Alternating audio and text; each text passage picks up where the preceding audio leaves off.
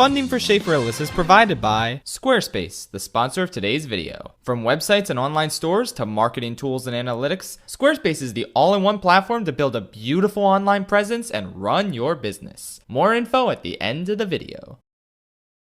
Sorry to keep you waiting. Icarus Uprising is the most underappreciated game ever made. I know it sold over 1 million copies and stuff, and it received some excellent spin-offs, but ultimately this game does not get the respect and recognition it truly deserves. This game is the pure, unfiltered, masterful vision of Masahiro Sakurai. You might have heard of him before. He designed this game Meteos that everyone liked, and that's pretty much the most significant accomplishment in his life. Also, he made these franchises, so that's cool too, I guess. But for how much recognition this guy gets, I feel like his magnum opus has gone largely ignored all these years. And yes, I said magnum opus. It ain't Melee, it ain't Ultimate, it ain't even Kirby Air Ride, as hard as that is to believe, because that game slaps. In my opinion, Icarus Uprising is Sakurai's greatest game because it's the most Sakurai game out there. What do we love about this guy? His insane attention to detail, his fan service deliveries, the sheer amount of content he packs into a single package, and his trademark sense of humor. No. This isn't how you're supposed to play the game. Game over! What if I told you that Icarus Uprising delivers the greatest combination of all of these attributes, while overall being the best representation of this man's incredible genius there has ever been, or probably ever will be? Yeah, I guess I inevitably have to talk about why I prefer this game over the literal biggest crossover of all time that includes Best Girl Makoto and Best Boy Waluigi in the same game. Don't worry, I'll get to that. But first, let me sell you on this game on its own merits, alright? CAD Icarus Uproot has some of the most unique and enjoyable gameplay I've ever seen. The game is split into chapters, with every chapter being split into 2 segments, air battles and land battles. The air battles play out like a Star Fox, but with more interesting enemies and crazier scenarios. And land battles are kind of a combo between a third-person shooter and a hack and slash. Ranged and melee combat flow together so seamlessly that it feels second nature.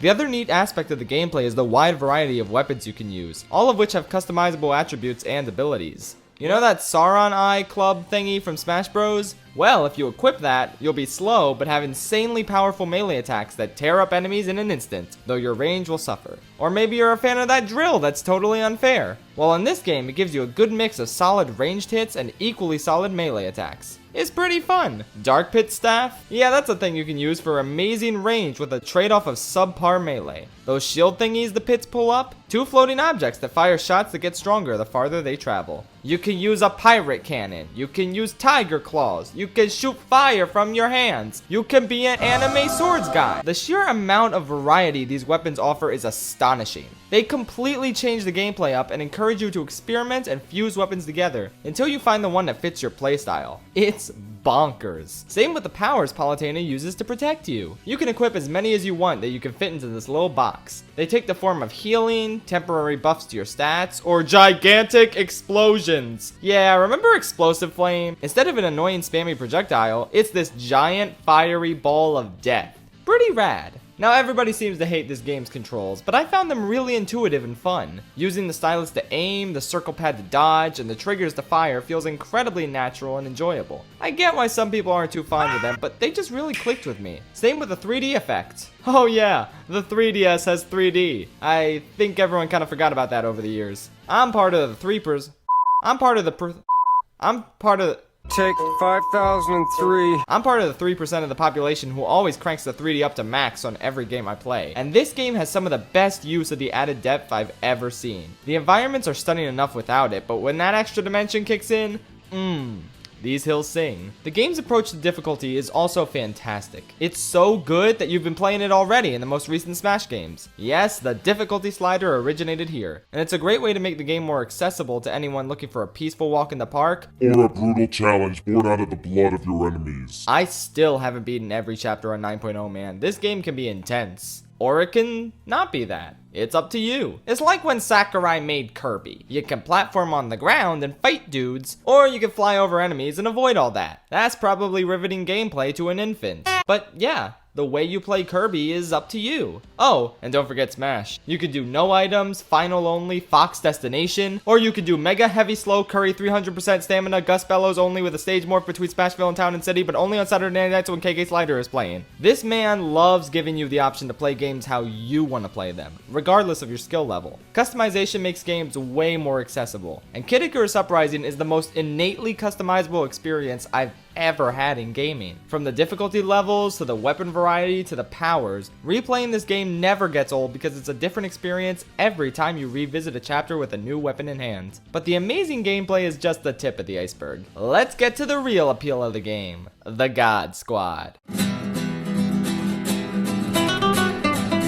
Do Nintendo characters have compelling personalities is a question I ask myself on those long, rough nights where I really want to get into some existential dread about the nature of my existence and whether or not I've squandered half my life on silly fictional computer game characters made by quirky Japanese businessmen. I mean, you got iconic characters like Luigi, Wario, DDD, Isabelle, Ness, Piranha Plant, Corrin. They all have distinct personalities, but they can all pretty much be summarized in a single word. Timid, greedy, gluttonous, precious, okay, plant, dumpster fire. Oh wait, that was 2 words.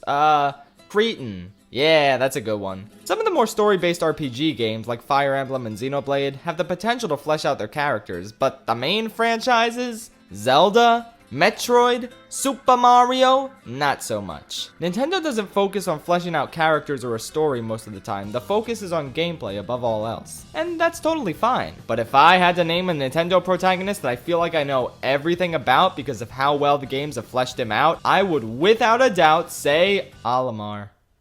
That's not even a joke. Have you read the Pikmin 2 logs? They're insanely extensive. I feel like I know this guy better than I know my one uncle, whose name, by the way, is Louis. Coincidence? I think probably, yeah. But the next most fleshed out Nintendo protagonist is definitely Pit. He's super funny and a little bit naive, but he has an incredibly strong heart and his passion for helping people really shines throughout all of his interactions. We can see what makes him excited. We can see what makes him tick. He can be happy, he can be determined, he can be dismayed, he can be angry. There's more range to his character than not only most Nintendo protagonists, but most video game protagonists in general. He's an engaging part of a larger story, and the other characters he interacts with are even more entertaining. Palutena is a fantastic character. If you've never played this game and you only know her from Smash, what do you think her personality is like? Probably very regal and serious, befitting her position as a goddess, right? I have no idea what he's saying. He's like, yar, I'll make you walk the space plank, scurry dog. Yeah, no, Palutena is a complete mad lad. It's great. She guides you from the heavens and makes snarky remarks about your abilities, but the relationship between these two is ultimately really endearing and wholesome. Humans get frustrated, even destructive, when we gods don't provide for their welfare. Don't be ridiculous. Everyone loves the goddess of light, you know that. Thank you, Pit. You do my best. Even though I almost died, I've really enjoyed our time together. Aw, you poor guy. You really need to make some friends. And then there's the colorful characters you meet throughout your journey. Tough as nails, bubble blower, beater upper, Magnus. Hey, if you're chatting with your precious goddess, give her a message from me. Tell her she's been sleeping on a job. My world is on the edge of collapse. I take it back. This guy's a jerk. The wickedly talented one and only Pandora. I wanted to get my driver's license, so I looked up the parking lot to practice in. But then it hit me. How am I supposed to steer without hands? How'd you build a parking lot without hands? Hard work and determination. This British guy. Right, because I care so much. Your concern is noted. I was being sarcastic. I don't care at all. This lady who has an electric personality. Tim, give it a second thought. Ma'am. Uh-oh. Did you just call me ma'am? Are you trying to start something? You're right, I'm sorry. You're much too young to be called ma'am. Supreme superhero power parody Pyron. Man, is that guy obsessed with the arm or what? Sure knows a lot about them. That's because I spent a lot of time on Divinipedia. Divinipedia? Send me the link. Dark Pit. My edgy son, whomst I love. Seriously, all you uncultured swines who think he doesn't belong in Smash need to play this game. He's actually a really compelling rival who factors into the story naturally and goes through his own character arc, developing into somewhat of a hero. It's great. Then there's Verity, the goddess of nature. I normally don't like bratty characters, but Verity's chaotic, neutral nature and hilarious personality is such a great contrast to Palatine and Pitt that I adore her presence. She's voiced by Hynden Walsh, by the way. You might have heard of her. She played Star Munch in 10 Titans and also Princess Bonobo in Avenger Tim. So yeah, great talent there. The characters in this game are really funny and endearing, mostly, and they not only play off of each other extremely well, but they also take any opportunity to poke fun at the game world itself. There is no fourth wall in this game, and it's delightful. You know, tomatoes look an awful lot like little Metroids. No! Stop right there! What's the matter? All I said was that tomatoes look like little Metroids. I can't hear you! Hey, what's your problem? This game universe and that game universe have nothing to do with each other. Fortunately, the fourth wall humor doesn't overstay its welcome, since it's really only sprinkled in here and there. But suffice to say, the humor is one of the game's strongest attributes and gets you even more invested in these scenarios. Hey, how's about we talk about those scenarios, Kid Icarus Uprising has one of the most masterful implementations of a story I've ever seen in a video game. To fully express my point, let's take a look at a game I very much do not like so much, I must say, I do declare. Kingdom Hearts 3. I decided to dive straight into the Kingdom Hearts series with this one, and I regret all my life choices now. Hooray! The problem, however, isn't the fact that I had no idea what was going on in this story. The problem is that the game stopped for the story over and over and over. I couldn't enjoy the combat because I was being forced to watch crappily animated recreations of Disney movies I've already seen. I know what happens in Tangled, guys, and surprisingly, replacing the Stabbington brothers with an anime zipper boy doesn't change the story that much. Metal Gear Solid tends to have this problem too, especially in 2 and 4. Even though the stories are engaging, this cutscene fatigue really prevents me from getting as immersed in the game as I'd like to be. But I still want strong stories in my games because I want to connect with the characters in my quest. Yeah, maybe I'm a little needy in this regard. Or maybe these games should learn a lesson from Kid Icarus Uprising. This game has the story playing out in real time during the actual gameplay. It's easy to implement during the air battles since it's on rails and you'll always be going through the missions at the same pace, with the exception of boss battles. But on the ground, full conversations between the characters that progress the story happen while you're actually playing the game. There's barely any interruption to be had, which makes for a more immersive experience. Imagine how cool it would be if Sora had full conversations with Mike and Sully while traversing the factory, instead of watching slow, sterile, agonizing cutscenes. Imagine talking to Rose or Campbell while infiltrating the big shell and taking out bad guys, instead of spending 15 minutes watching floating green heads talk about relationship problems. Don't get me wrong, MGS2 needs to slow down and let you fully process the dialogue in a certain section I won't spoil, but a good chunk of the game could benefit by marrying story and gameplay in a way similar to how it's done here. And the story itself is really fun and engaging. The game takes place over 25 chapters, which are divided into mini-arcs. Chapters 1 through 9 are the Medusa storyline, which include a mini-arc about Pandora and Dark Pit. 10 to 14 are the Verity arc. 15 to 17 are the arc where you put all your differences aside to fight an alien invasion. Trust me, it's even weirder than it sounds. 18 to 22 are the best arc in the game, which I won't spoil a thing about. And 23 to 25 is the end game. If you don't like a certain arc, it never lasts for too long, so you can get back into something that does interest you really quickly. And all these chapters have great character interactions and fun gameplay, so there's not much to complain about here. The story never takes itself too seriously at all, which is refreshing. It makes everything feel much more laid back and enjoyable, though there are some great dramatic beats late in the story that feel earned. It's because these characters are so lovable and you grow so attached to them that the story can make you feel things you didn't expect to going in. This emotional resonance is just the cherry on top of this wacky, delicious floor ice cream. But again, this is what Sakurai does best. He meshes elements that don't seem to work together or make sense and turns it into something strangely compelling. But you know, not in the sense that, wow, that snack guy is fighting Claude, is fighting Megamind, is fighting Band Joe. Or, wow, that cute pink Curb guy is fighting an Eldritch abomination. Kid Icarus... Don't you insult Kirby lore. Okay. Those are impressive tonal meshes, but they aren't stories. Yeah, Brawl kinda had a story, but not with dialogue and character arcs and emotional beats and so on and so forth. Kid Icarus Uprising tells an engaging story that straddles the line between exciting, funny, emotional, frightening, and just plain fun. The entire script was written by Sakurai, who took on that role because he believed that developers generally lack an ability to balance story-based gameplay hindrances with a prerequisite of victory over enemies. He wanted to make a story that jived with the gameplay, and boy did he ever succeed. If you thought this guy was funny based on the little jokes he has in his Smash Directs, then why haven't you played this game yet? Come on! It's at least 12 times funnier, and it shows what this guy can accomplish when he isn't burdened by making a new Smash game. Oops, did I say that out loud?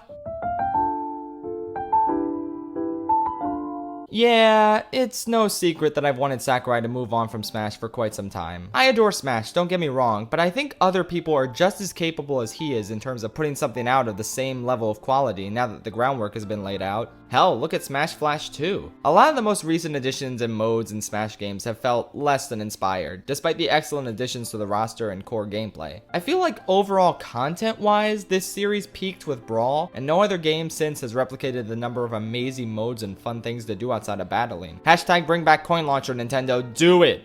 Do it. Ultimate is fantastic for battling, and there's always the potential for future updates to bring back old modes and make this the most tremendous overall package Smash has ever seen. But I just see a game like Kid Icarus Uprising, which feels refreshingly original, breathing new life into a minuscule franchise that didn't have a ton of stuff to work with, and I think this is what Sakurai should be making. I really do hope Ultimate is it for him Smash-wise, and after a long vacation, he starts working on another daring, original concept with the same wit and spectacle as this underrated gem of an experience. He notoriously is not too fond of sequels. He handed the reins of Kirby to Hal, he made every Smash game as if it was the last one, and he has stated multiple times that he doesn't want to make a sequel to Kid Icarus Uprising. And you know what? I'm okay with that. An enhanced port on Switch would be nice, but for the most part, this game is amazing enough to keep me satisfied forever, probably. I didn't even mention all the side content. Do you miss trophies in Ultimate? Well, this game has its own collection of trophies for every character, place, weapon, item, etc. in the game. That's insane. There are AR cards that were released alongside the game that you can battle with. I lost mine though, RIP. There are challenges to complete, just like in Smash. There's an entire online multiplayer component which still functions to this day, and it's incredibly fun and addicting. Honestly, this game is the complete package, and it bugs me that more people haven't played it. Because this is what the beautiful imagination of Masahiro Sakurai can give us when he isn't overworking himself putting a bear and a bird in a fighting game. It means the world that Sakurai worked so hard to bring these icons back to their former glory. But I want this guy to make his own icons, like he did in the old days, and like he was able to do with this game. That's what Pit, Palutena, Veridi, and the gang have become to me. Icons. They're some of my favorite characters in gaming because they're allowed to be fully realized, funny, expressive, emotionally complex people. To be honest, given the choice between watching my precious Phantom Thieves beat up Ganondorf, or playing a new game with fresh, compelling gameplay mechanics, great characters, incredibly inventive humor, and an overwhelming amount of customization and content for a single player experience, I'll have to go with choice number B. There are just too few Masahiro Sakurais in the world. We need to make the most of the one we have and encourage more of the attention to detail, hilariousness, and imagination that made this guy so beloved in the first place. And that starts with buying this game. For some reason, it's still $35 on the 3DS eShop. But you know what? For the amount of content and fun stuffed into this package, it's worth every penny. Well, that was a fun video that took a year to edit. Don't ask why, brother. Don't ask how. I literally recorded this video in July 2019, but it just kept getting delayed. So yeah,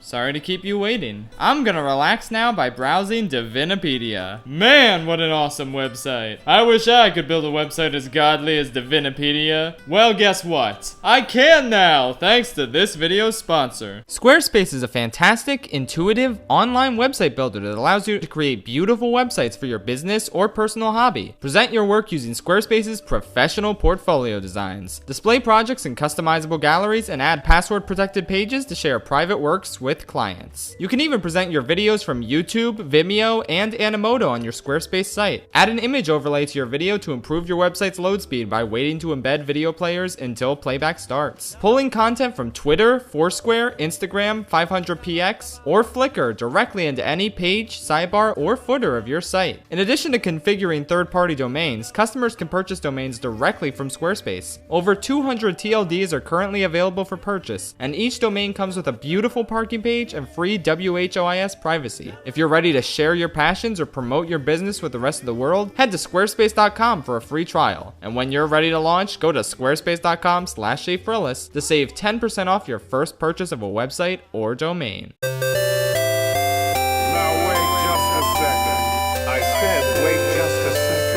Are you kidding me? You actually thought I wasn't gonna talk about Hades? How could I not? You guys in the comments look so dumb right now, holy hell. Hades is the best villain in Nintendo history. Not only is he the funniest character in the entire game, which is saying quite a lot, but he's also a legitimate menace. I love villains that can do that, be witty and lighthearted while also being able to flip on a dime and become an absolute monster. His voice acting is top notch. His dialogue is absolute gold. Hey, look! An exotank! Hey look, who cares? The interactions he has with the other characters, especially Pit, give off such a delightful combination of arrogance and nonchalance. He trolls everyone around him just for fun, it seems, despite the fact that his callous toiling is all a front for his master scheme. All the lives lost in battle goes to building up the underworld army. You got it. So the more fighting there is, the bigger my army gets. My goodness, it feels wonderful to be on the winning team. It's brilliant. All I know is Hades alone makes this game a worthwhile investment. If you were on the fence before, this god tier villain should be enough to sway you. He is about 98% as amazing as Tamatoa. Yes, I mean that. Okay, that is all. Bye for realsies now.